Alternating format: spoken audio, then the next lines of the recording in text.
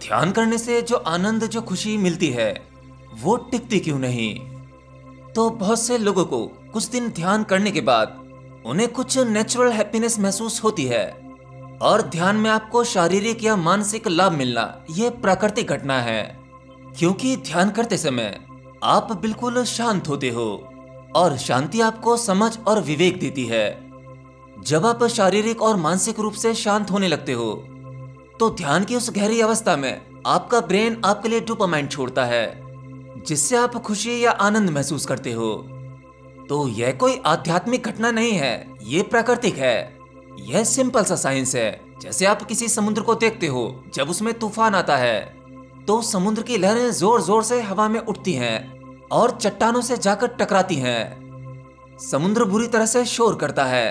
उसमें एक नहीं, दो नहीं, तीन नहीं, बल्कि अनंत लहरें एक साथ उठ रही होती हैं। ऐसा लगता है कि समुद्र किसी चीज के लिए व्याकुल है, वह कुछ पाने का इच्छुक है, परंतु उसके प्रयास के बाद भी उसे वह हासिल नहीं हो रहा। आपका मन भी ठीक उसी समुद्र की तरह है, जिसमें हर वक्त आपके मन में तरह तरह की लहरें उठती रहती हैं। कोई छोटी लहर, कोई बड़ी लहर, और ये लहरें भी सुख या दुख वाली हो सकती हैं। कुछ आपको एक्साइटेड कर सकती हैं तो कुछ आपको बहुत दुखी कर सकती हैं। इसी वजह से बहुत से लोग डिप्रेशन में चले जाते हैं और फिर वह ध्यान का मार्ग ढूंढते हैं। ध्यान का दरवाजा खटखटाकर उसमें प्रवेश करते हैं। ध्यान कुछ नहीं, केवल एक प्रयास है। आपके भीतर उठ रही वो लहरें, उन सबको शांत करने का प्रयास। जब एक समुद्र शांत होता है, बिल्कुल शांत, ठहरा हुआ, तब उस समुद्र में उस अस्तित्व का प्रतिबिंब दिखता है।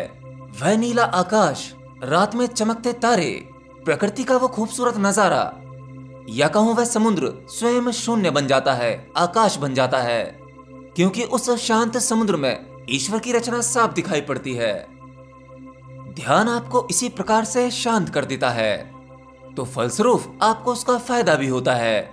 लेकिन ध्यान से मिलने वाला वो आनंद और वो फायदे, वह सब कुछ सांसारिक है, वह प्राकृतिक है। आपको इससे कोई आध्यात्मिक शक्ति नहीं मिलती, वह सिंपल साइंस है। That was natural. और इसके बाद एक ईश्वरीय आनंद होता है, जो प्राकृतिक आनंद से अलग है। ईश्वरीय आनंद तो सभी आनंद के पार की अवस्था है। आपको ध्यान में जो मिलता है वह केवल क्षणिक भर होता है।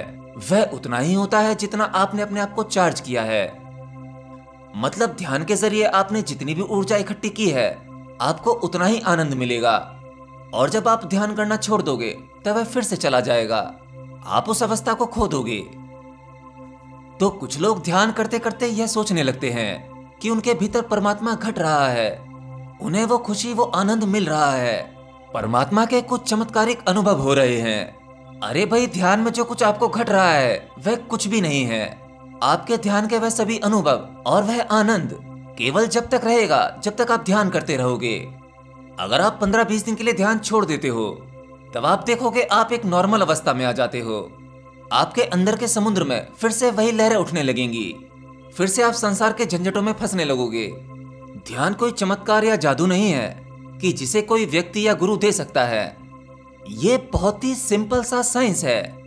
जब आप एकांत में अपने शरीर और अपने मन को शांत कर लेते हो, एकाग्रचित्त कर लेते हो, और जब आप एकाग्रचित्त हो जाते हो तो इससे आपके भीतर और बाहर, यानी आपके शरीर में और मन में एक बैलेंसिंग आ जाती है। उसमें एक स्टेबिलिटी आ जाती है, एक स्थिरता, जिससे आपके भीतर एक आनंद महसूस होना शुरू हो जाएगा। परंतु वह आनंद भी माया का ही हिस्सा है, वह क्षणिक भर है, वह सदैव आपके साथ नहीं रहेगा, क्योंकि वह सब कुछ आप प्रैक्टिस से प्राप्त कर रहे हो, ध्यान के प्रयास से कर रहे हो। और इसी विज्ञान को देखते हुए आज दुनिया भर में ढेरों विपस्सना मेडिटेशन सेंटर खुल चुके हैं, या ध्यान की और भी क्रियाएं, जहां पर जाकर आप ध्यान कर सकते हो। वहां पर गुरु आपको कुछ बताता है, आप उनके अनुसार ध्यान करना शुरू करते हो और आपको अपने भीतर से एक परम शांति का एहसास होता है। हालांकि ये चीजें आप स्वयं भी कर सकते हो। मैंने कहा ना, ये सिंपल सा विज्ञान है। इसमें ध्यान केंद्र के उस टीचर की महिमा या उसकी शक्ति वगैरह नहीं है। यह तो आपके शरीर का और मन का सिंपल मैकेनिज्म है। इन दोनों को शांत करते ही आप एक अलग अवस्था में चले जाते हो। आपका ब्रेन डोपामाइन रिलीज करने लगता है। That's very simple. अरे भाई, पहले ध्यान की इतनी शाखाएं नहीं थीं। आज ध्यान की हजारों पद्धतियां हैं, बहुत से तरीके हैं। लोगों ने ध्यान के अपने अपने अनुभवों को अपने अपने तरीके से एक शॉर्टकट पद्धति बना दी है, जो सही भी है। ध्यान कोई आज की खोज नहीं है, ये तो बहुत प्राचीन पद्धति है। परंतु आज एक ध्यान में से हजारों शाखाएं निकल चुकी हैं। ध्यान को अलग अलग नाम दे दिए गए हैं, परंतु आप ध्यान की किसी भी पद्धति को करते हो, आपको फायदा बराबर होगा। आप चाहे क्रिया योग करें, विपश्यना मेडिटेशन करें या सक्रिय ध्यान विधि करें, आप किसी भी प्रकार का ध्यान करेंगे, आपको लाभ एक बराबर होगा। हाँ, बस इतना ही है। आपके लिए कौन सा तरीका बहुत जल्दी सूट होता है, यह आपके स्वभाव पर डिपेंड करता है। किसी भी ध्यान पद्धति से आपके भीतर सोई हुई वो सभी संभावनाएं सक्रिय हो उठती हैं। हर एक ध्यान पद्धति से आपकी कुंडलिनी यानी आपके चक्रास भी प्रभावित होते हैं। ऐसा नहीं है कि आप सिंपल ध्यान करोगे तो इससे आपकी कुंडलिनी नहीं खुलेगी। हाँ, शक्ति की तीव्रता कम या ज्यादा हो सकती है, यानी ध्यान की शक्ति की तीव्रता को बढ़ाकर या घटाकर अपनी कुंडलिनी को जल्दी या देर में खोला जा सकता है। आप में से बहुत से लोग पूछते भी हैं कि अरे भाई ठीक है, ध्यान के अनगिनत फायदे हैं, तो आखिर ध्यान करना कैसे है, किसका ध्यान करना है, कोई मंत्रोच्चारण करना है या ईश्वर का ध्यान करना है? ध्यान में अपने मन की या दिमाग की क्या अवस्था होनी चाहिए? देखिए, ध्यान कोई विशेष संप्रदाय की उपज नहीं है। ध्यान आप किसी भी चीज पर कर सकते हैं। ध्यान तो आंखें खुली होकर भी किया जा सकता है, बस आपको किसी भी वस्तु पर या किसी भी चीज पर एकाग्रचित्त होना है।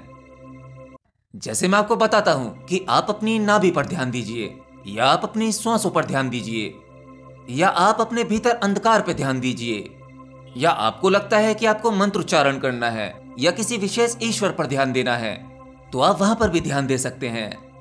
असल में जब मैं कहता हूं कि आप अपनी श्वासों पर ध्यान लगाइए, या अपनी नाभि पर ध्यान लगाइए, या अपने अंधकार को देखिए, तो मैं वो केवल इस की को इस्तेमाल करने के लिए कहता हूं, ताकि आप एकाग्रचित्त हो सको, आपका ध्यान इधर उधर ना भटके। क्योंकि आपके ध्यान को मैं पहले ही आपकी श्वासों पर या आपके भीतर आकाश में लगा देता हूं, जिससे आप एकाग्रचित्त हो जाओ।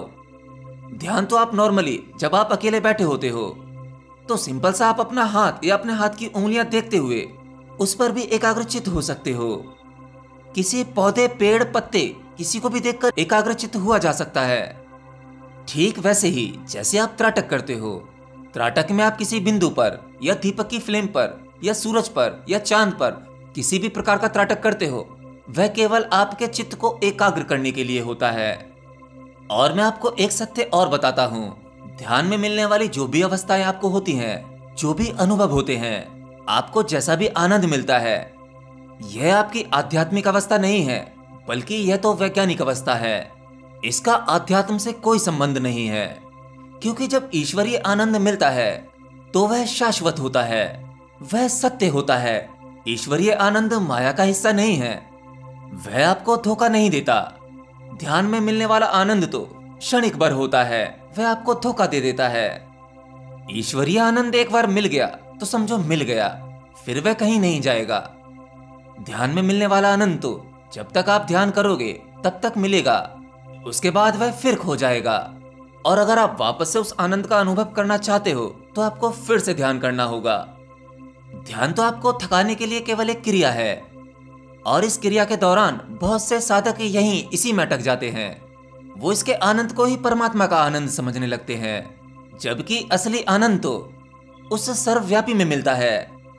आपको ये सब कुछ करने के बाद जब आप पूर्णतः थक जाते हो, तब आपको उस सर्वव्यापी के सम्मुख आना पड़ता है। और जब आप परमात्मा के सम्मुख हो जाते हो, अहोभाव से आपका जीवन केवल उस परमात्मा के लिए ही होता है।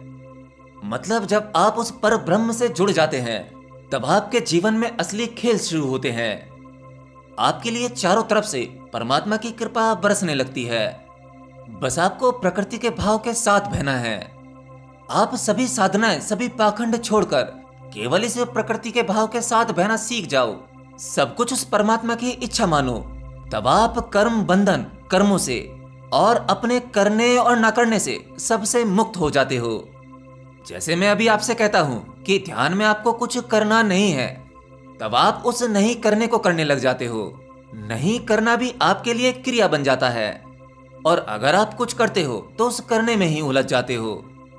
प्रकृति या उस परमात्मा के भाव के साथ बहने का केवल इतना अर्थ है कि अब आप नहीं रहे, आपने अपने मैं को स्वतः ही विसर्जित कर दिया है। आपके भीतर कोई मैं नहीं है, अब तो केवल ये प्रकृति और ये परमात्मा है। आप तत्क्षण एक मुक्ति वाली अवस्था में होते हो। मोक्ष पाना इतना सरल भी नहीं और इतना मुश्किल भी नहीं। जब आप नष्ट हो जाते हो, आपका मैं और आपका अस्तित्व नष्ट होते ही केवल ये प्रकृति और ये परमात्मा बचता है। फिर ये प्रकृति और परमात्मा भी नष्ट, क्योंकि आप स्वयं ही अपने आप को परमात्मा जानते हो। यही तो मोक्ष की अवस्था है।